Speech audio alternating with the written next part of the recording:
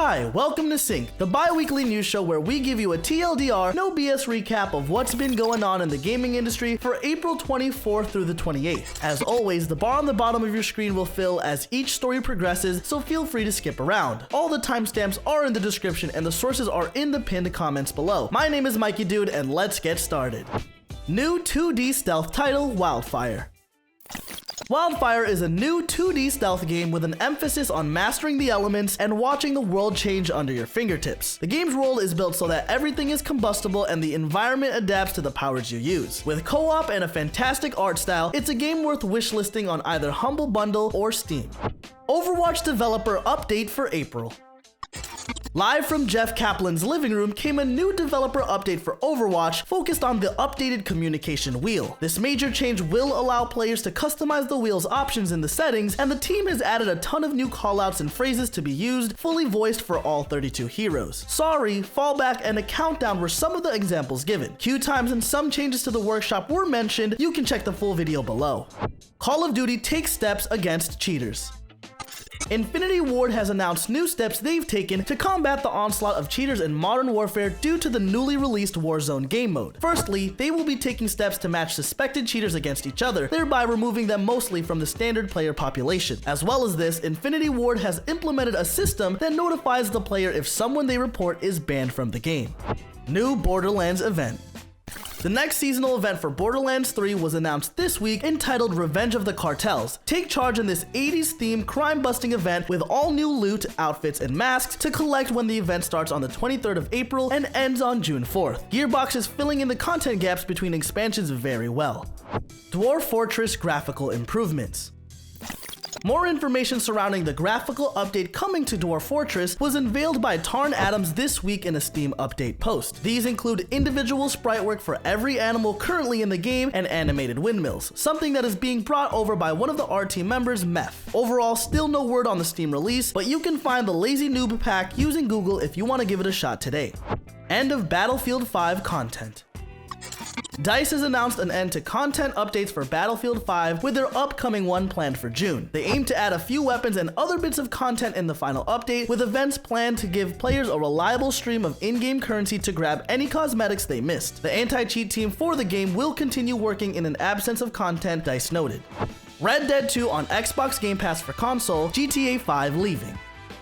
In order to alleviate the upcoming lack of Rockstar in the Xbox Game Pass due with GTA 5 departing the service on May 7th, Microsoft has announced that on the same day, Red Dead Redemption 2 will enter Game Pass as an Xbox-only title, sadly no PC version. It's becoming quite challenging to argue against the value of services such as Game Pass, especially with such respected developers stepping up to the plate.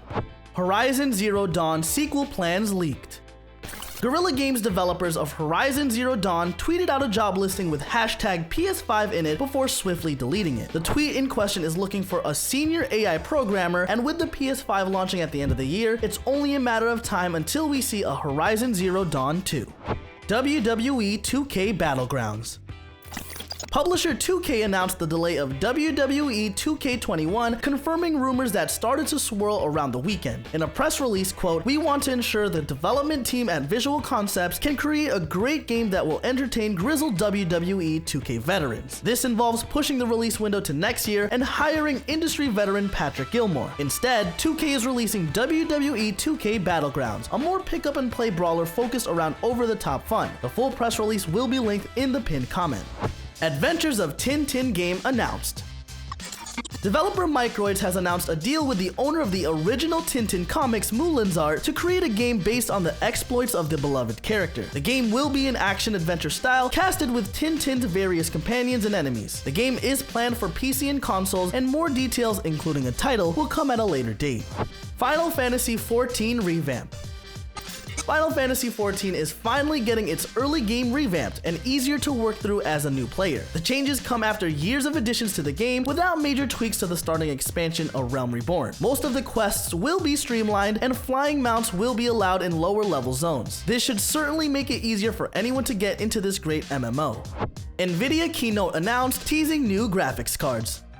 Nvidia has penciled in a date for their GTC 2020 keynote presentation, that being May 14th. This is a developer conference, and most likely the presentation will be more catered towards that audience, but it's highly possible we may see the first official look at Nvidia's new series of graphics cards at this event. The new architecture, known as Ampere, has been hyped up for quite some time now, and Nvidia is fanning the flames by attaching a tagline of "Get Amped" to the event. Time will tell what the famed graphics card manufacturer has in store for us.